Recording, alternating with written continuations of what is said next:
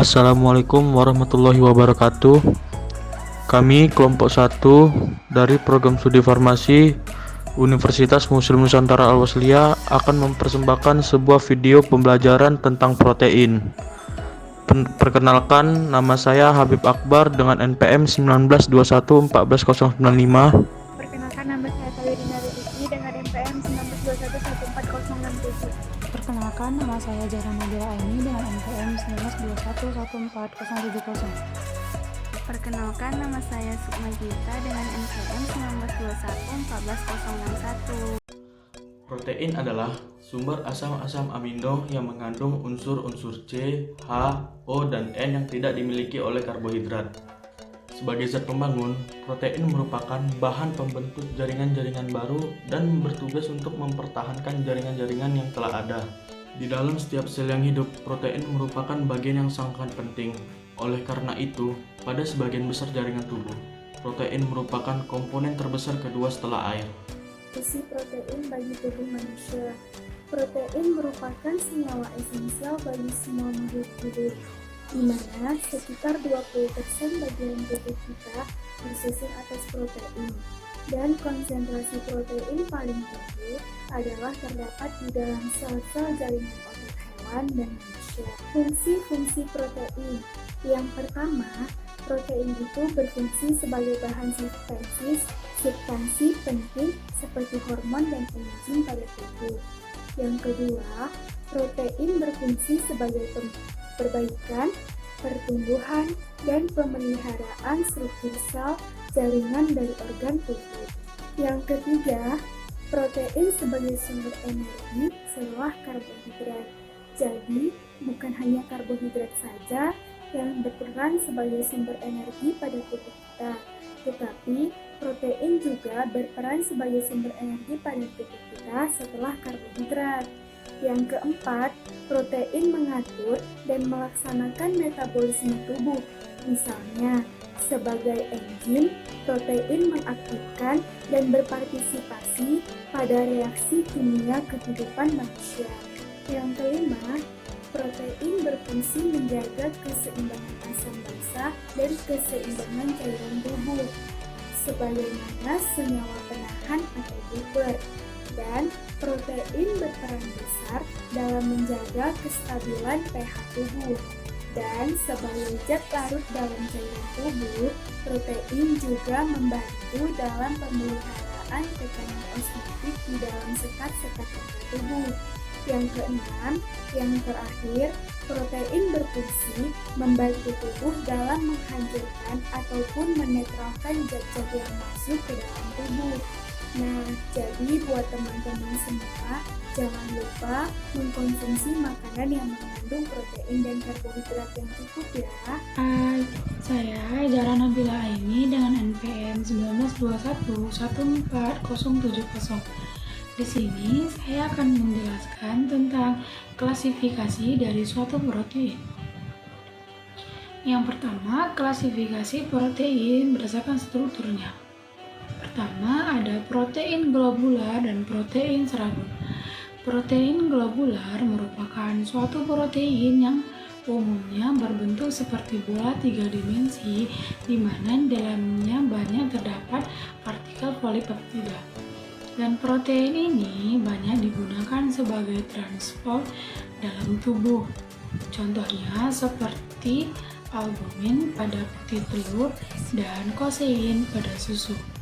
Yang kedua ada protein serabut. Protein serabut memiliki bentuk yang berserabut.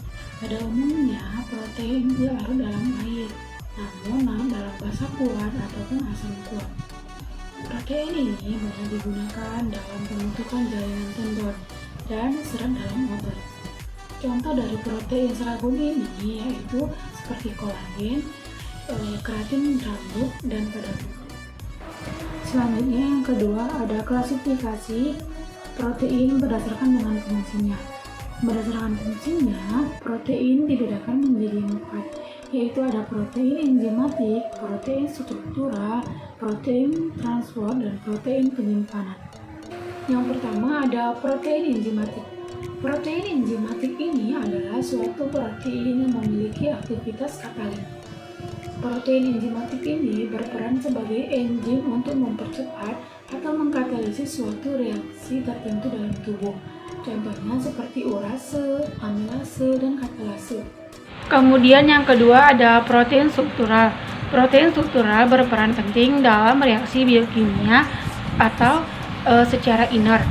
Protein ini berfungsi sebagai penyusun jaringan atau organ tertentu, contohnya seperti kolagen, keratin, dan resilin. Kemudian yang ketiga ada protein transport, yaitu protein yang berfungsi sebagai transfer atau pembawa berbagai jenis partikel biologis esensial dari satu bagian ke bagian lain organisme. Kemudian yang keempat ada protein penyimpanan, yaitu suatu protein yang berfungsi sebagai penyimpanan nutrisi yang dibutuhkan oleh makhluk hidup. Selanjutnya, saya akan menjelaskan tentang sumber-sumber protein yang bisa kita dapatkan dalam kehidupan sehari-hari. Dalam kehidupan sehari-hari, kita dapat mendapatkan suatu protein dari baik itu hewani ataupun nabati. Contoh protein yang kita dapatkan pada hewani yaitu pertama pada telur. Karena telur merupakan salah satu makanan sumber protein tertinggi. Karena dalam protein murni yang didapatkan pada telur itu yaitu pada bagian putih telurnya. Satu butir telur mengandung sekitar 6 gram protein dan 75 kalori. Yang kedua, kita bisa juga mendapatkannya dari daging, baik itu daging ayam ataupun daging sapi. Di dalam daging sapi ataupun ayam, kita bisa mendapatkan kandungan 280 kalori dan 50 gram protein. Selanjutnya, protein yang didapatkan dalam protein nabati. Protein nabati adalah protein yang berasal dari bahan makanan tumbuhan, itu seperti sayur-sayuran, kacang panjang, kacang kedelai, gandum, dan pada jagung. Saya akan melanjutkan penjelasan dari teman saya yang tadi. Jadi saya akan menjelaskan tentang denaturasi. Apakah teman-teman tahu apa itu denaturasi? Baiklah, saya akan menjelaskan tentang denaturasi. Jadi, denaturasi protein itu adalah suatu fenomena transformasi dari struktur protein yang berlipat menjadi struktur protein yang terbuka. Kemudian, apabila protein di dalam sel hidup didenaturasi, maka akan menyebabkan gangguan aktivitas sel dan bahkan menimbulkan kematian pada sel. Jadi, apabila denaturasi itu terjadi, maka ikatan antara hidrogen dan hidrofobiknya akan terpecah, yang menyebabkan peningkatan kerusakan pada molekulnya. Contohnya seperti kimotripsin, di mana aktivitasnya akan berkurang apabila mengalami pemanasan, dan aktivitasnya akan kembali pulih apabila mengalami pendinginan. Tetapi teman-teman, hal yang demikian tidak dapat memulihkan protein kembali seperti semula, karena protein sudah mengalami denaturasi yang menyebabkan aktivitas biologisnya hilang dan kelarutannya juga berkurang. Baiklah, selanjutnya kita akan melanjutkan tentang penyebab dari denaturasi. Denaturasi itu dapat terjadi karena dua cara. Yang pertama itu karena cara fisiknya, yang kedua itu secara kimiawinya. Yang pertama secara fisik dapat dibagi menjadi 3 lagi, yaitu karena pemanasan, tekanan, dan juga pengadukan. Kemudian secara kimiawinya protein itu dapat terjadi karena pH-nya, kemudian pelarut organiknya, senyawa organiknya, deterjen, dan garam. Dari semua penyebab denaturasi itu, baik yang secara fisik maupun secara kimiawinya, pasti teman-teman bertanya-tanya kenapa deterjen dan garam itu dapat menyebabkan denaturasi. Saya akan memberikan sedikit penjelasan bahwa deterjen itu merupakan pendenaturasi yang kuat, sehingga apabila protein sudah mengalami denaturasi, maka deterjen dapat mengikat protein tersebut sehingga menyebabkan denaturasi secara sempurna. Hal ini mengakibatkan denaturasi protein menjadi bersifat irreversibel. Kemudian pada garam mempengaruhi stabilitas struktural protein. Hal ini berkaitan dengan kemampuan garam untuk mengikat air secara kuat dan mengubah sifat hidrasi protein.